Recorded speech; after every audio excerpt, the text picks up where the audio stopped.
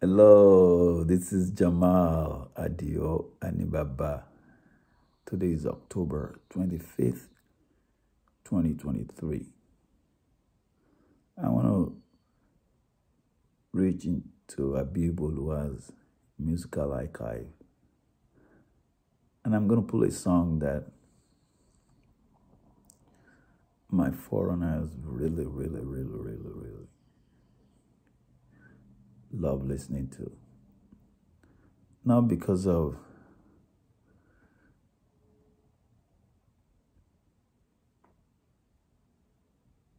the musical beat, much so, but more so because of the message, the depth of the message in that song. So let's hear it.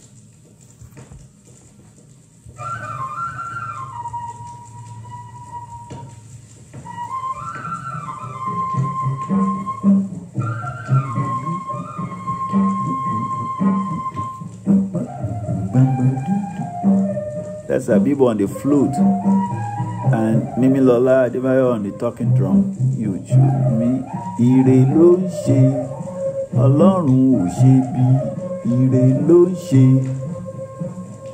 ṣe kankan tì. Ìwọ̀n lọ́ba Olúwa,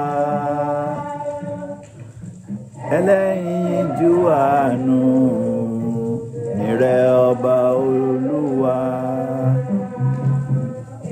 Tẹ́lẹ̀kùn sunkún, ibẹ̀ láláyọ̀ ń yọ̀.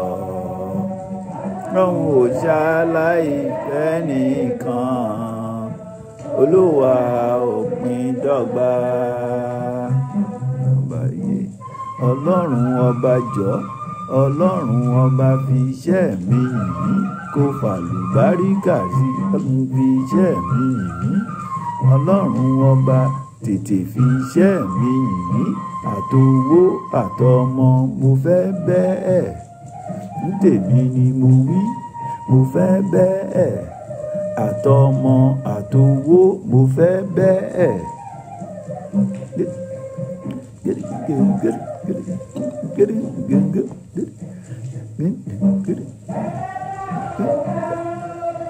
Ẹ ó bẹ̀rù Olúwa o,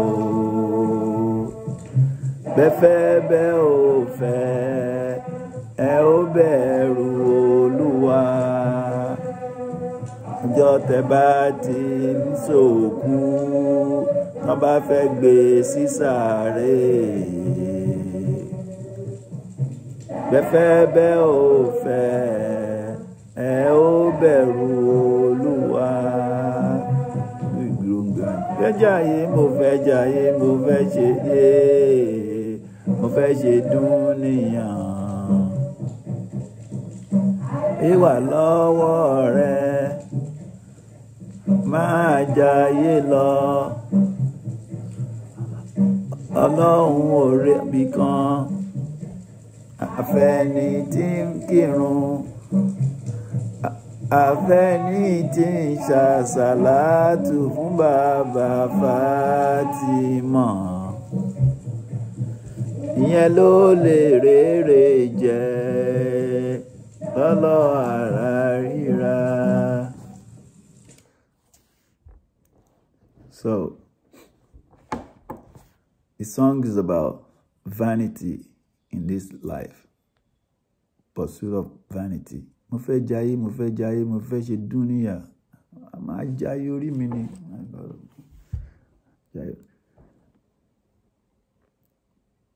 It's pretty much warning about getting trapped in this vanity environment and constant pursuit of it. That it would never be enough. You end up trapping yourself. Meaning, Mofẹjaye, Olúwa máa há ni. Ọlọ́run má jẹ́ há. Ọwọ́ ìdálẹ̀ ẹ̀dá máa fi ń há rẹ̀. A máa lé, ó máa lé nǹkan tí nǹkan ò ní tẹ́ lọ́rùn wa. Chase.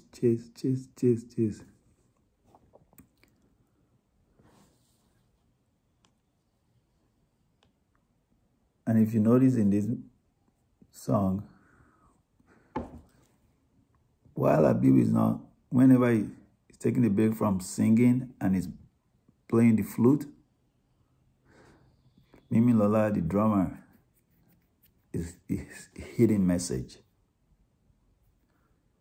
Then when he put the flute down and he's singing the lyrics, he's rolling. So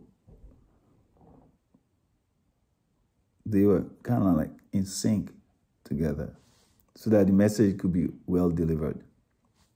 But the irony of it is that while Abibu's lyrics was warning about vanity, don't do vanity, pursuit of vanity is dangerous for you, Mimi Lola portion of his beat was jẹ́ n rí ṣe ìyá mi ò ṣòro ǹgà jẹ́ n rí ṣe.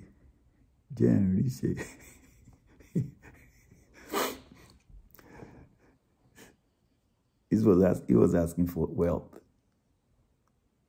good tidings. The lyrics was warning about, cautioning about pursuit of vanity. But the drama is jẹ́ n rí ṣe ìyá mi ò ṣòro ǹgà jẹ́ n rí ṣe. So my father is saying, I'll pull it back, and then I'm going to go on. I'll just focus on I just try and focus only on the drum beat. Again, the lead singer, Abibu Oluwa, the lead drummer, Mimi Lola Adibayo.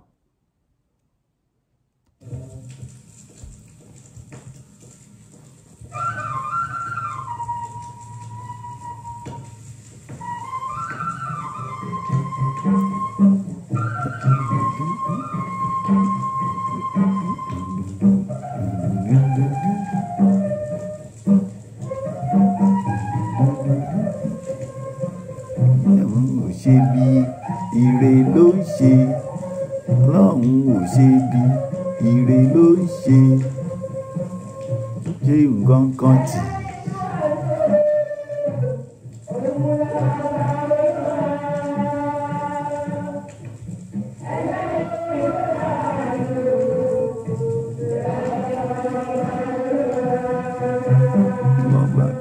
Ṣé nǹkan kan tì.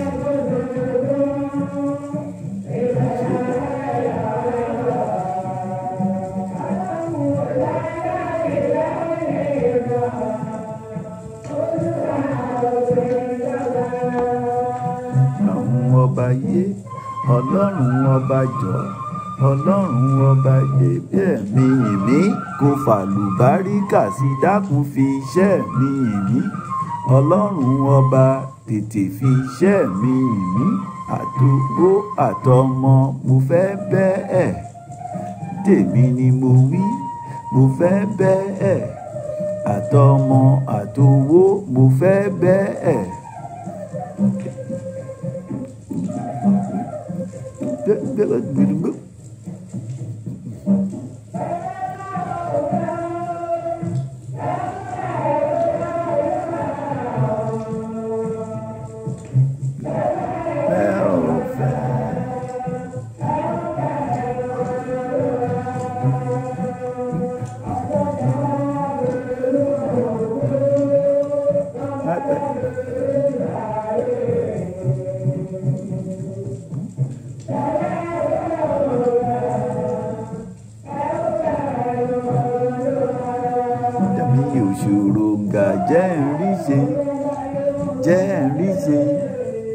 Jẹ́ n rí ṣe, ìyá mi ò ṣòro ǹgà jẹ́ n rí ṣe,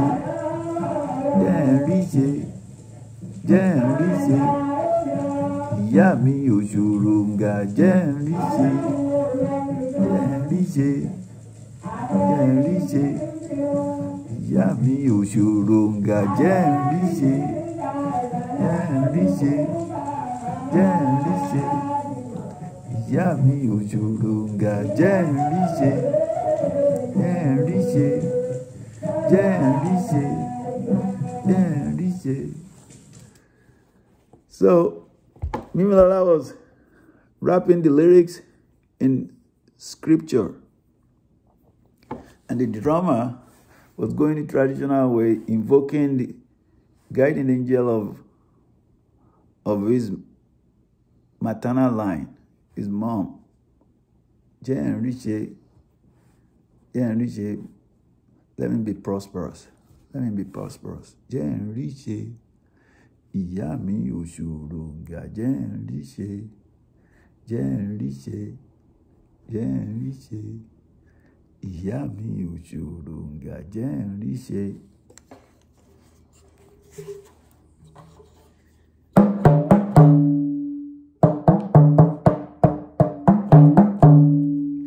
Jẹ́ n rí ṣe, jẹ́ n rí ṣe. Ìyá mi òṣòròǹgà jẹ́ n rí ṣe.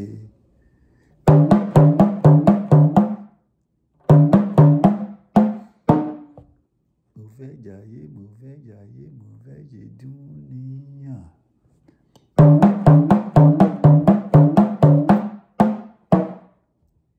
Ayé wà lọ́wọ́ rẹ.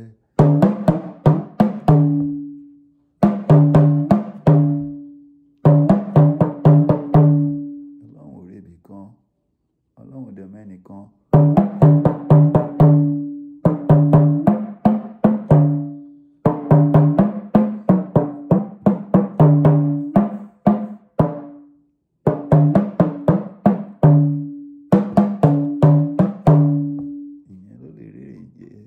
Padà láyéra.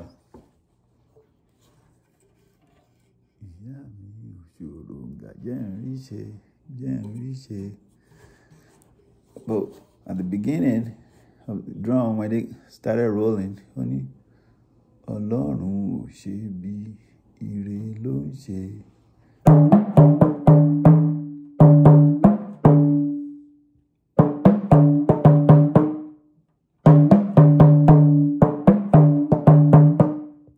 Ṣe nǹkan kan tì, Ọlọ́run ọba kì í ṣe nǹkan kan tì.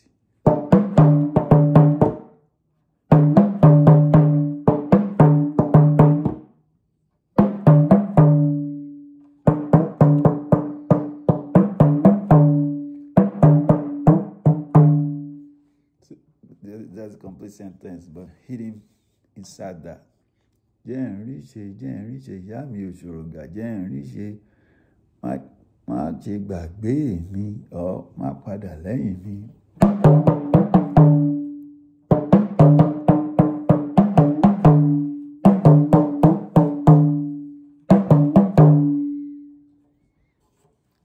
Don't forget your do re mi, the do.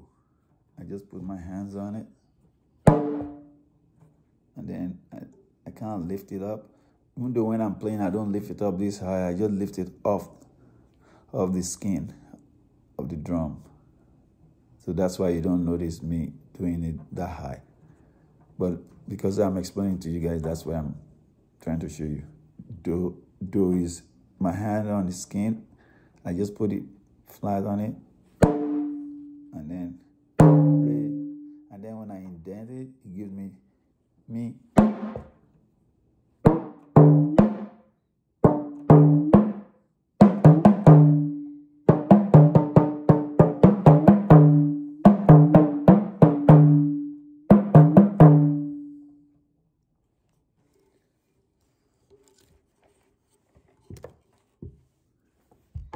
You guys stay blessed. May the Almighty be pleased with our deceased forerunners. Guys, don't forget good deeds. Good deeds beget good deeds. And the other side, bad deeds tend to beget bad deeds. So it's easy choice to pick from. easy choices to pick from. So I'll roll with doing good deeds. Stay blessed. Leave comments, and then I'll read it. And then if it nudges me to doing something I haven't thought of or I've overlooked, I'll check it out and I'll do it. All right. Stay blessed.